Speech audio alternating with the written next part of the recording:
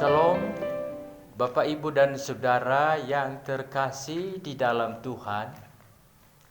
Tema firman Allah yang saya sampaikan kepada kita pada pagi hari ini adalah karya Allah dalam kehidupan orang percaya. Bapak, Ibu, dan Saudara, kita sebagai orang percaya seharusnya kita ini harus memiliki iman yang kuat, iman yang teguh di dalam menghadapi akhir zaman yang tidak menentu ini. Firman Tuhan beberapa kali mengingatkan kita semua. Kalau kita membaca di dalam kitab Kejadian sampai dengan kitab Wahyu, kata-kata jangan takut tertulis 365 kali. Sementara di dalam satu tahun 365 hari. Ini berarti bahwa setiap hari Tuhan memberikan peringatan kepada kita, memberikan perintah kepada kita untuk tidak takut. Pertanyaan sekarang adalah kenapa? Karena Allah Tritunggal itu hadir menyertai dan berkarya di dalam kehidupan kita pribadi lepas pribadi. Bapak, Ibu, dan Saudara, karya Allah sebagai Bapa yang pertama di dalam kehidupan kita sebagai orang percaya adalah Dia mengasihi kita. Hal ini bisa kita baca di dalam Injil Yohanes pasal yang ketiga ayat yang ke-16. Dikatakan di sana, begitu besar kasih Allah akan dunia ini, sehingga Dia telah mengaruniakan anaknya yang tunggal, supaya setiap orang yang percaya kepadanya tidak binasa, melainkan beroleh hidup yang kekal. Di dalam kitab Yeremia pasal yang ke-31 ayat yang ke-3b dikatakan di sana bahwa Aku mengasihi engkau dengan kasih yang kekal. Sebab itu aku melanjutkan kasih setiaku kepadamu. Ini berarti bahwa kasih Allah kepada kita tidak pernah kadaluarsa. Tetapi kasih Allah kepada kita adalah total dan sempurna. Karya Allah sebagai Bapa yang kedua adalah Dia membenarkan kita.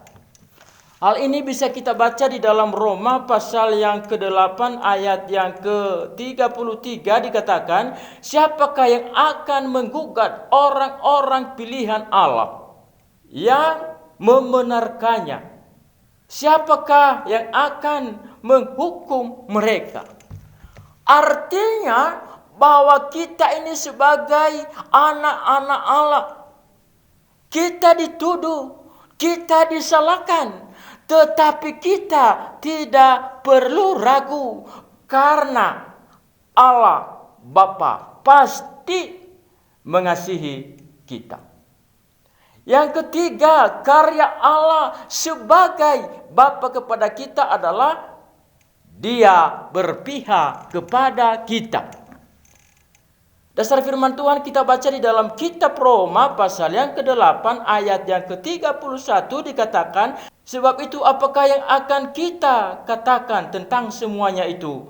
Jika Allah berada di pihak kita, saudara-saudara, tuduhan, intimidasi apapun yang dilontarkan oleh si jahat di hadapan Bapa kepada kita, tetapi kita harus ingat satu hal, bahwa Allah berada di pihak kita dan kita pasti berada di pihak yang menang. Kasih Allah di dalam Kristus kepada kita adalah Dia menjadi pembela kita. Bisa kita baca di dalam kitab Roma pasal yang ke-8 ayat yang ke-34 dikatakan, Kristus Yesus yang telah mati, bahkan lebih lagi yang telah bangkit, yang juga duduk di sebelah kanan Allah, yang malah menjadi apa? Menjadi pembela kita. Artinya Kristus Yesus datang ke dunia, menyatakan diri dan Dia tinggalkan dunia, berada di sisi Bapa.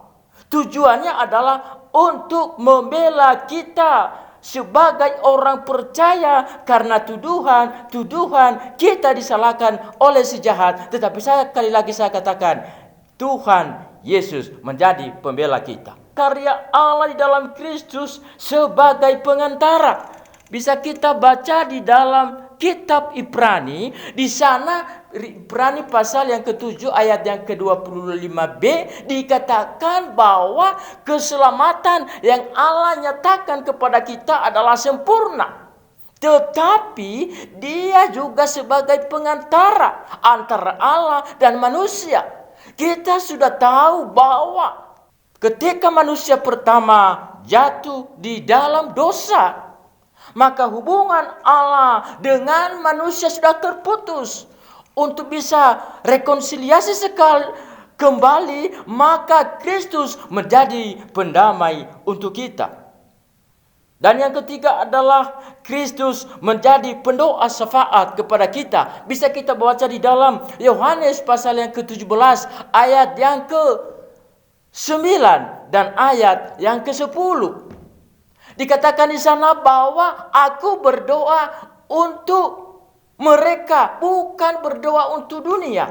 Ini artinya bahwa kita mempunyai keistimewaan, mempunyai keunggulan di hadapan Bapa. Kita tahu bahwa kita ada lemah, tetapi karena Tuhan menjadi pendoa syafaat kepada kita, maka kita sebagai orang percaya, sebagai anak Allah, pasti kita kuat. Karya Allah di dalam Roh Kudus yang bisa kita baca di dalam Yohanes pasal yang ke-14 ayat yang ke-18 dikatakan, aku tidak akan meninggalkan engkau sebagai anak yatim piatu.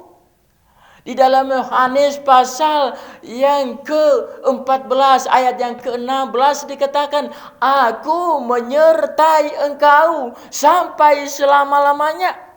Di dalam Yohanes pasal yang ke-14 ayat yang ke-17 juga dikatakan bahwa Roh Kudus berdiam diri di dalam hati kita.